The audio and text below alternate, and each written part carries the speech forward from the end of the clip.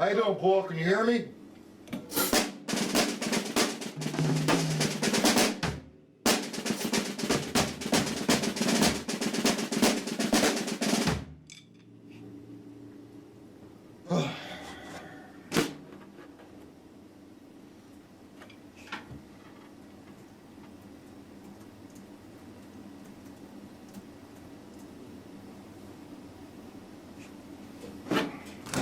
Where you been?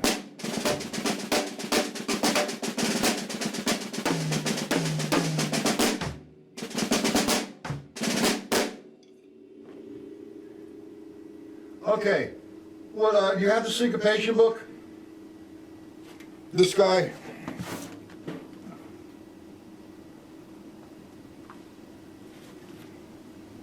We're gonna have a little fun tonight. It's kind of open, the lesson.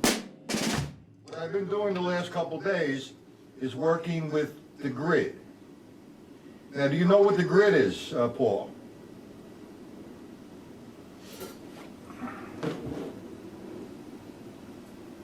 Oh, good for you. You teach high school, all right. What subject do you teach?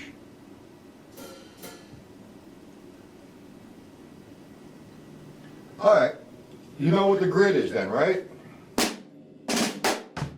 What I've done was I explained the grid to whoever was in here. Hi, Mike, how are you? And we did, don't mind my grammar there, Paul. What we did was we did the grid with the paradiddle sticking. I think I sent you the PDFs on that. You have the PDFs on the paradiddle grid?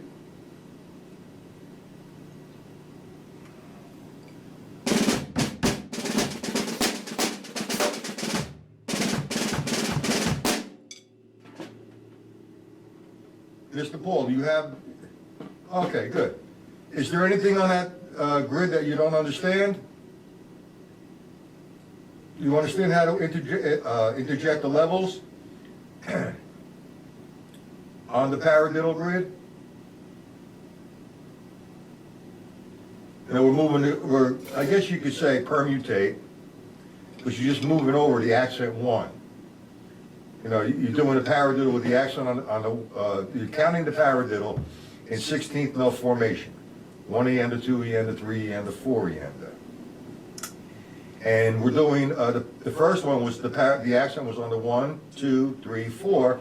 Then we shifted it over to the E's, and then to the ands, and then to the does, maintaining the sticking. However, when you do this, all right, you need to do it slow. And when you do this, you have to maintain the levels. So, for example, if I do the first one, I'm starting here.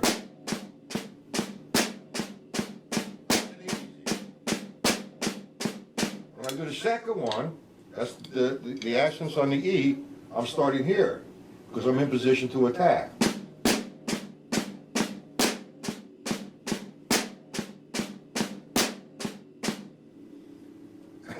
And when I do the one with the accent on the and, I'm starting here. 1, E, and, 2, E, and, 3, E, and, 4, E, and then the da, same starting position. You understand all of that, Paul? Now, I don't want, excuse me, I don't want to keep going over this and over this, and it's good if you can make the lesson or you've been watching it on YouTube, because they are recorded and they go right onto YouTube. Okay, all right, but you have to maintain those levels. You want to get faster, you want to play with ease and relaxation, the levels you need to maintain. There's no other way you can do it. Well, there's a couple other ways, and that's straining yourself if you don't utilize the levels. And we talked a little bit about this afternoon about the accent exercises. You should have the PDFs on that. When we're doing the vamp, I was accenting, I was referencing off the stick control book, taking all the rights as the accent, eliminating the left. This is what I'm going. So if I look at line 1, I have the accent on 1, 2, 3, 4.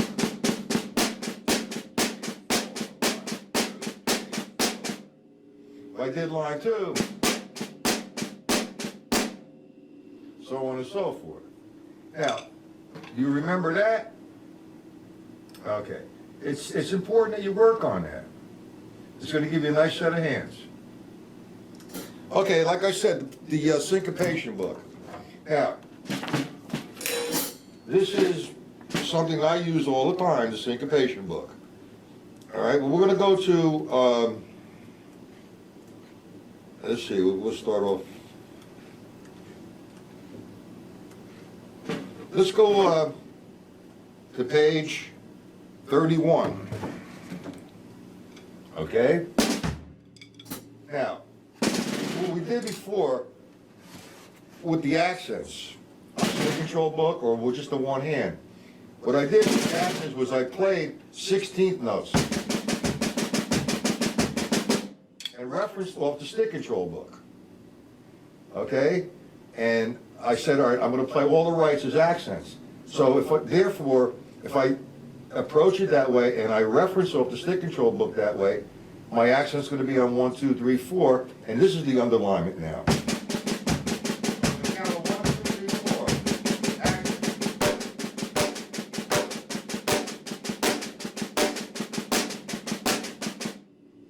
If I go to line 2, the accents fall now on the ands. The rights fall on the ands, so therefore the accents are going to be 1 E, 2 E, 3 E, okay? Now, if I played 1 and 2 over and over.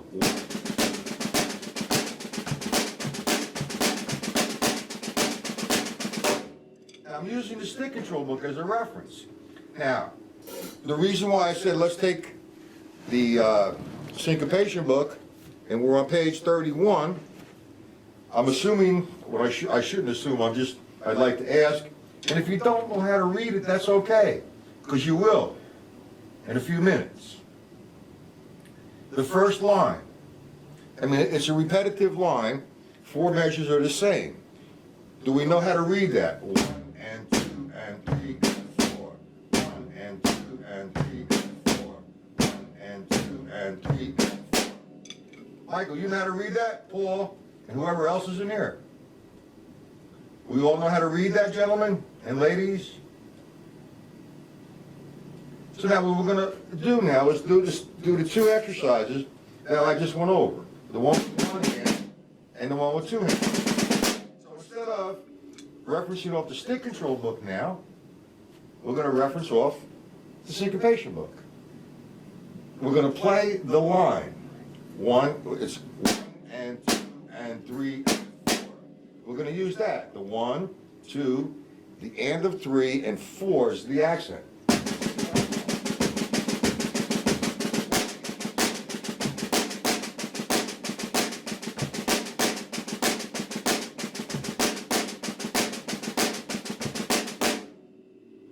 Okay, then we go to line 2. All right, line 2. Straight ahead, I'll play a couple measures. 1, 2, and 3, and 4, and 1, and 2, 3, 4. That becomes my reference for accents, and this is the bottom.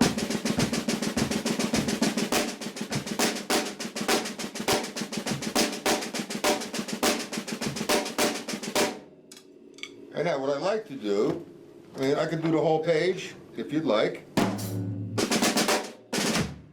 What I like to do is move it around the drum set. You know, I'm going to play all the right hand as accents. I have 2 options.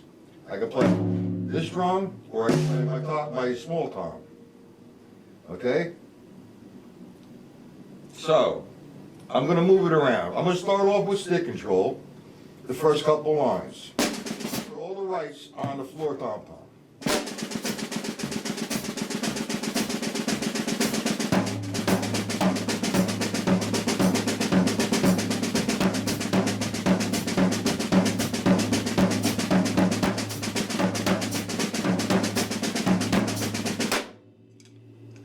I'm referencing off the stick control. Now, I locked myself in to the 2 voices, the snare drum and the floor tom-tom. Now, I have the option to play up here.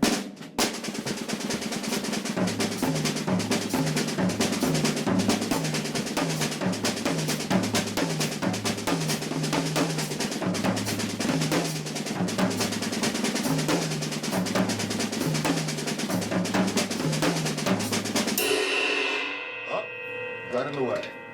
We understand that, gentlemen?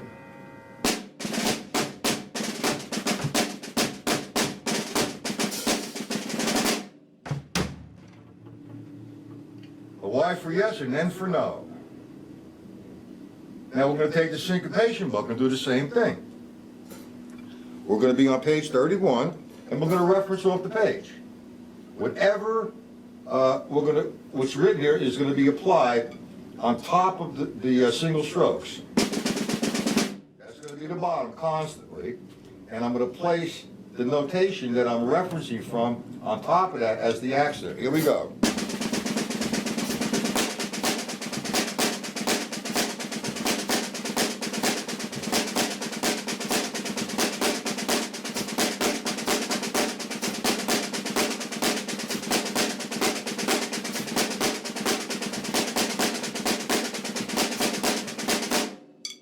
So on and so forth.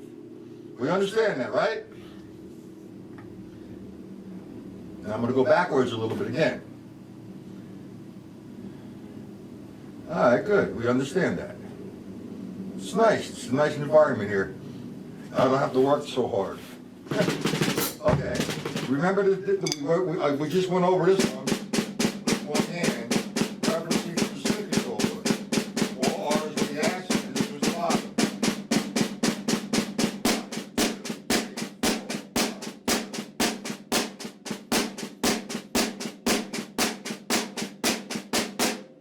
We're going to do that now with page 30. Go.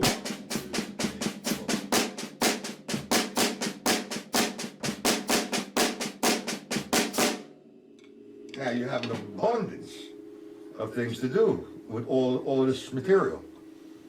You know, the stick control book is there.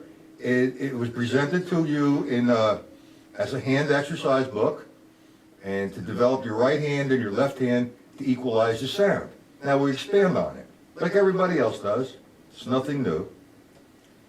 But you need to do it slow. You need to use the level system. Okay? Do we have any questions? We can do it with the left hand as well. And there's a ton of different ways to interpret this particular page. I just played it straight up and down. We can play it swung, or we can play it in 2-2, cut time. Do we understand cut time, gentlemen? And swung as opposed to straight up and down.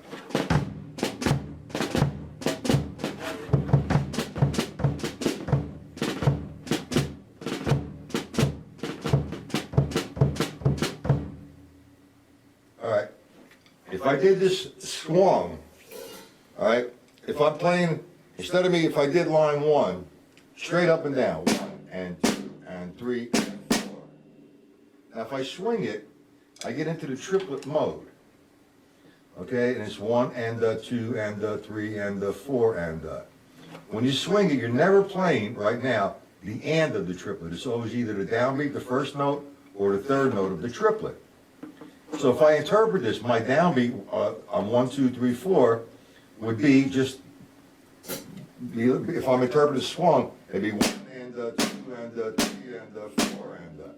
Now if I swing this, I'm playing 1 and 2 and I go to 3, I don't play 3, okay? I play the da of 3 because it's the and. 1 and 2 and 3 and 4. 1 and 2 and 3 and 4 and. So now, instead of now using just an 8th note vamp, we could use a triplet vamp. I'm going to play my pattern up here with the right hand. Whatever's there, I'm going to interpret what's there, and I'm going to play on my small tom.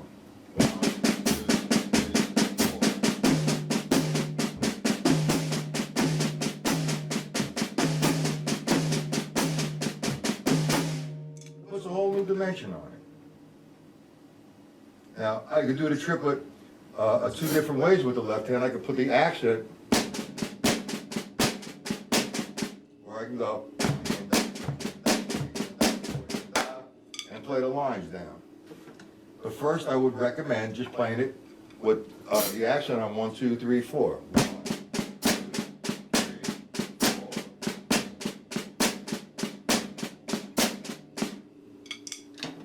Okay, we all got that? I have that, rather.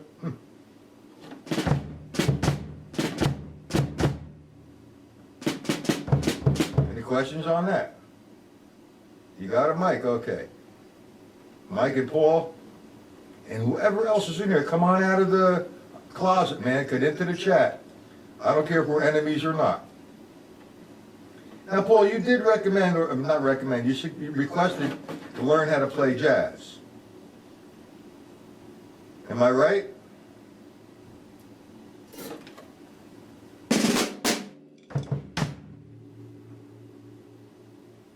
Oh.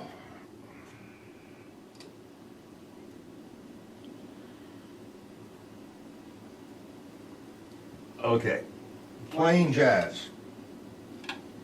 Well, you know, you need to follow the rules. All right, and you know, you have to develop a concept.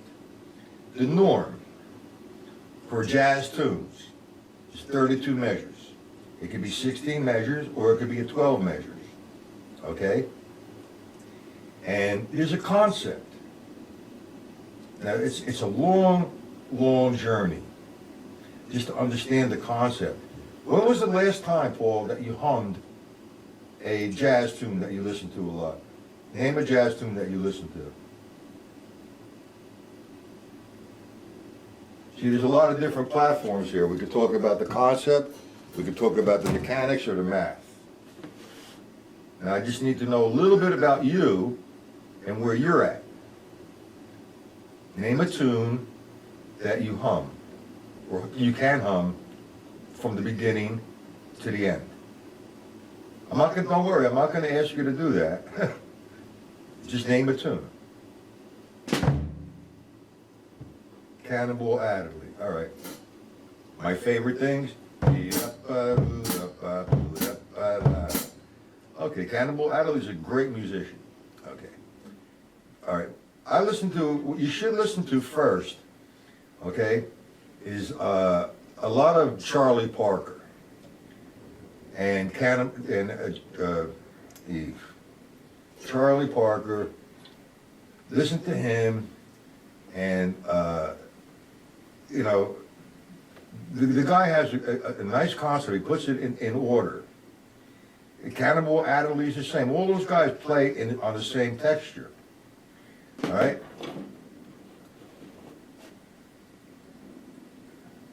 Charlie Parker, man. You know what you need to do. There's elements in it. There's let's see. You listen to John Coltrane. We're not talking about this modern Max Roach, for example. Man, all these guys. Art Blakely. Unbelievable guys. Now, you ever listen, when you first started to listen to jazz, I'm sure that your curiosity said, oh man, what are they doing? How do they do that? Well, there's a structure that's going on. And there's sections of a tune. The standard when you're playing a jazz tune is A, B, A. Okay? The A section is 8 measures. You repeat that section, that's the 8 measures. And then you go to the B, which is the bridge, and you go back to A. Each one of those sections is 8 measures. That's 32 measures. Now, that is considered the head. The norm, when they play that, the head, they do that twice. And then there's the release or the solo improvisation.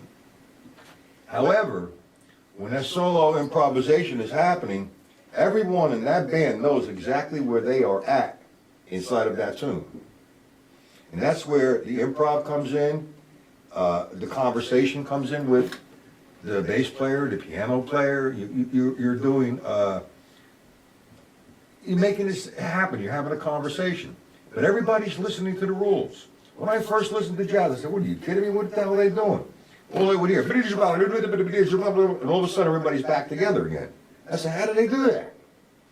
Well, they're thinking on the lines of the melody. They're playing against the melody.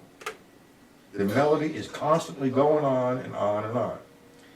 The one tune that you want to listen to is Elvin Jones' A Night in Tunisia. He's on YouTube, he does a solo.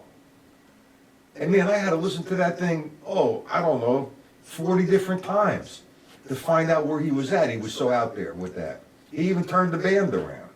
And you don't want to do that, you want to play with him. But man, the guy was off the wall with that shit. He had some things going on that were unbelievable. But he was always in the melody.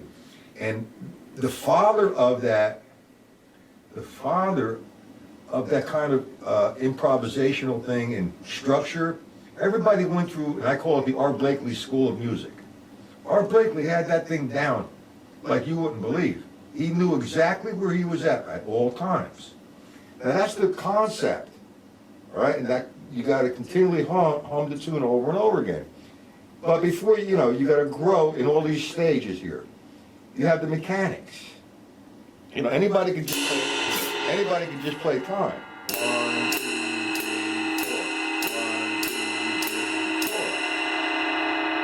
But that's kind of boring and redundant. So what you want to do, you want to play it up.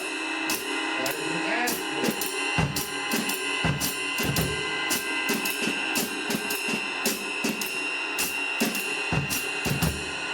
Now, when I first started to teach many years ago, when I got to that platform, I always worked out of the Jim Chapin book.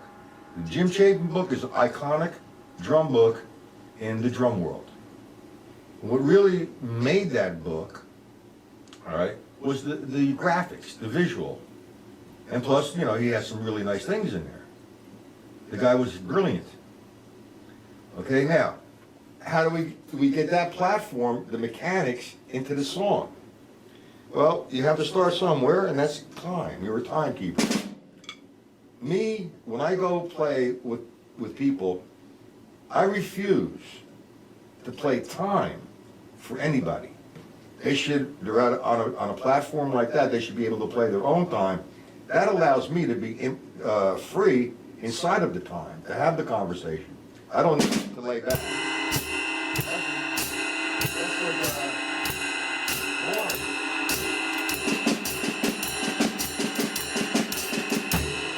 Now, what I do is I take those mechanics and I utilize the brilliance of George Lawrence Stone with different formulas. Okay? Now, do you know how to play that straight ahead pattern, Mr. Paul? 1 and 2 and 3, 4. 1 and 2 and 3 and 4. Look at that right here. It's no higher than that. I'm coming down from the same spot all the time. I'm not having a conversation, I'm revisiting the mechanics. Okay, so when I count that, I'm counting it as mechanically as I can right now for instructional reasons. I'm in the triplet zone. And I'm counting, we're not going to count the level yet. I'm not going to say the level, I'm just going to do the count. 1 and 2 and 3 and 4. 1 and 2 and 3 and 4. That's the ride cymbal pattern. Now, you notice the sound is consistent. And the only reason why the sound is consistent, I'm not flavoring anything or putting any salt and pepper on anything, I'm just playing a straight ahead pattern. I have all 4 notes sounding the same. They're all coming out from the same spot. So I'm making this my free stroke. Free stroke, free stroke, free stroke. 1 and 2 and 3 and 4. Now, if I'm going to play the da, 1 and is a free stroke, 2 and is a downstroke, 2 is a downstroke, da, 3, 4, free stroke, down, a free stroke, down, a free stroke, down. I maintain that constantly for a consistent sound. Now I'm thinking triplets. 1 and 2 and 3 and 4. 1 and 2 and 3, 4. Now, what do we do with that? We're not thinking melody, we're going to think math. Let me give you a very simple exercise to improve that. Now, it's difficult, I've never heard you play I never, you sent me a video one time with the paradiddle I needed to talk to, I haven't had time to Skype with you. But here's a simple exercise. And I don't mean to be downgrading anything here. Where's my microphone? You can hear me. Oh, it's over there, okay. All right, get a cup of coffee here. We're gonna take the eighth note triplet with the left hand. Well, actually, yeah, let's do that first. Let's do the eighth note triplet first. What I'm playing is, I'm playing my bass drum on 1, 2, 3, 4. I'm feathering the bass drum, you can't even hear it.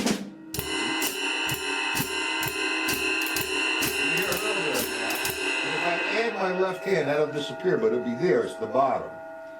I'm gonna play eighth note triplets with my left hand against that pattern. My hi-hat is a heel and toe.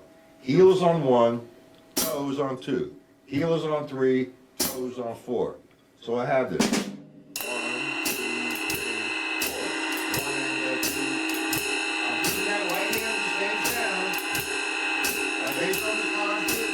My hi-hat is let's go through. I'm going to be extra simple with the left hand.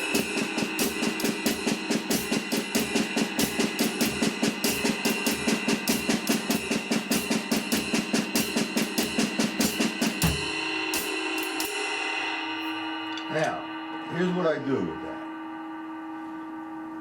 Let's take that triplet, the eighth note triplet, and let's do a formula from the stick control book. Every time I see a right, I'm going to make that 3 rights. First, I think I've given you this already as a hand exercise for one surface. 3 rights.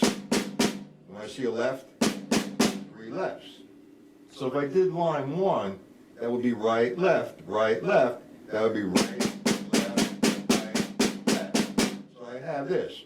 1 and 2 and 3, 4. 1, 2, 3, 4.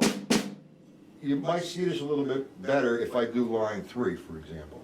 I'm doing line 3 as a one surface exercise, doing triplets. 1 and 2 and 3, 4. Right, left, left. Okay? Now, that's a hand exercise on one surface. That's a drum pad thing, or you can play it on your snare drum. Let's take that formula and do a substitution. Every time I see a right, I'm going to use my bass drum. And every time I see a left, I'm going to use my snare drum. So instead of now playing the first segment, right, left, on the snare, like 1 and 2 and 4, we're going to do a substitution. 1, 2, 3, 4. I go to line 3, 2 rights, 2 lefts. 1, 2, 3, 4. Substitute. 2, 3, 4. Now, I have that formula someplace on PDF. If I can find it to you, I'll send it to you tonight. YouTube, Michael, as well. You still in there, Mike? It seems like this is a private lesson for Paul. I'm just on this, and he's the only one that's really responded. You understand this, Mike? Now, with that formula, I'm going to play the jazz song. I'm going down the stick control. Line 1.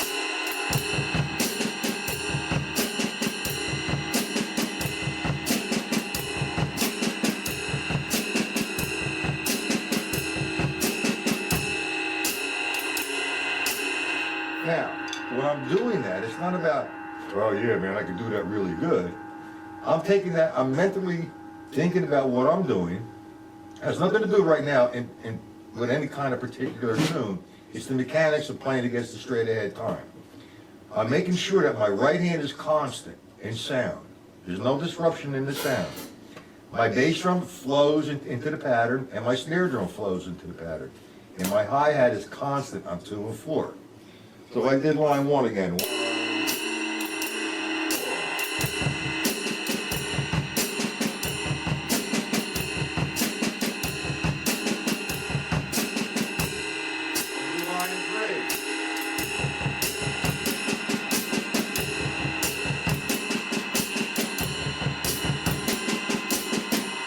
What that you a feeling of how to interact with the bass drum, snare drum against the jazz pattern. And does that make sense to you, Mr. Paul and Mr. Mike?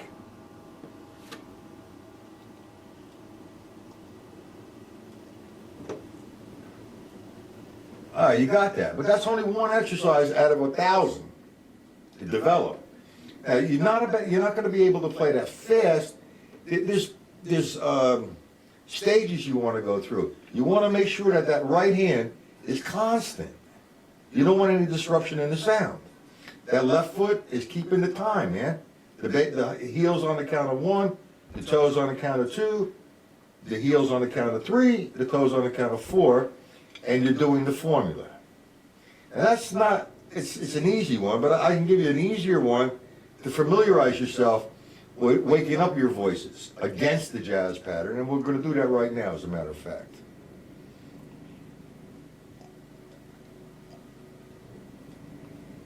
Boy, this coffee tastes delicious, I'm telling you. Okay, here's what we're going to do. That's one formula. I hope I have that someplace on my flash drives or someplace. I have it, and I'll send it to you guys. Now, the one, if that becomes a little difficult to wake up your limbs, here's a very simple one. Let's take the stick control book. All right, again, line 1. And this time we're going to go, instead of playing 1 and 2 and, we're going to interpret it like this. The first part of the measure, instead of 1 and 2 and, I'm going to make that 1, 2, 3, 4. Okay, if I did line 3, instead of 1 and 2 and, it would be 1, 2, 3, 4. My thought is different, but the line is the same. I'm utilizing the sticking pattern. So now, if I'm playing straight ahead 5, I'm going to go all the right to my bass drum, all the left my snare. Line 1.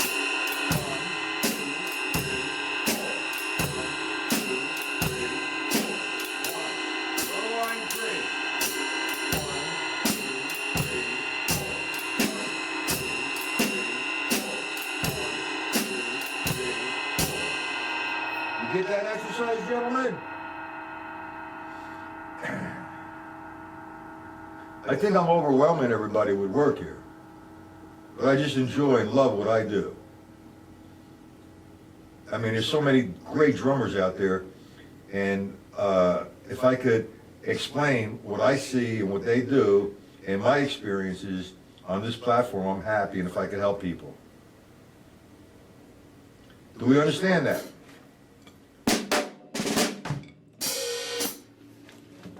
Hey, Paul, do you like this camera angle? 'Cause I'll do another camera angle. Let's see what I can do here.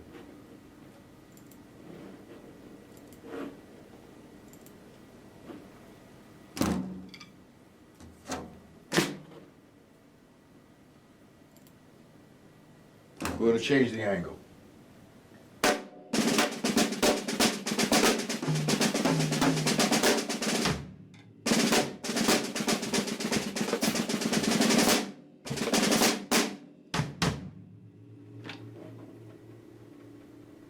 Just experimenting, that's all. And then we have the overhead.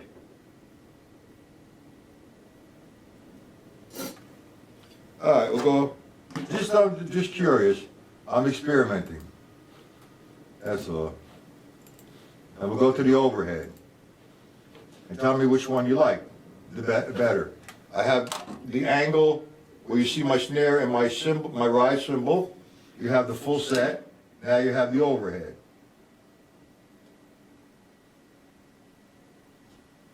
You like the overhead as well?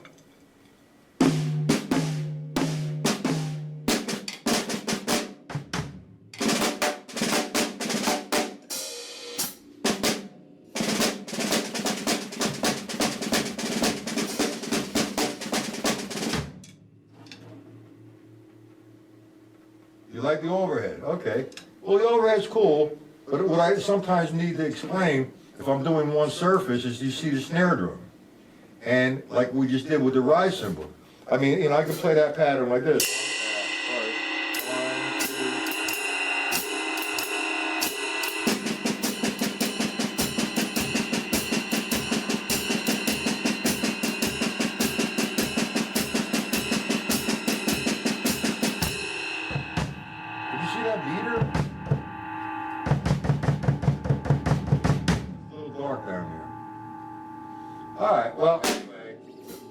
that's a lot of work for you gentlemen.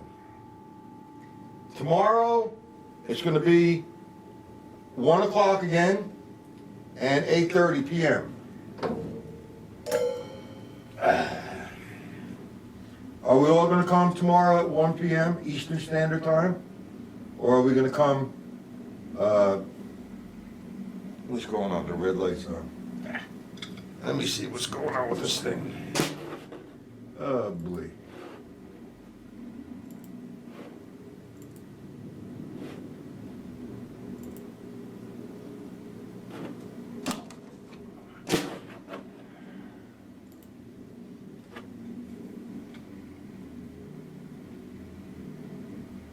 Okay, 8:30. How about you, Mike?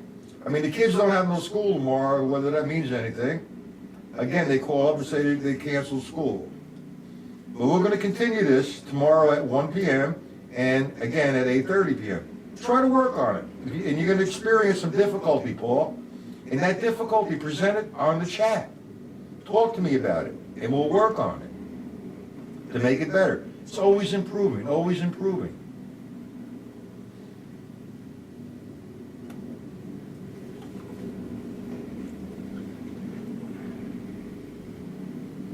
Okay, if you're not back at work, we'll see you at 1, Mike. All right, gentlemen. Have a great rest of the night. Uncle Matt is exhausted from shoveling snow. Huh. Well, I try to make all, what you need to do, Paul, and I keep telling everybody, write your questions down. I mean, I have a menu, doesn't mean I have to stick to that.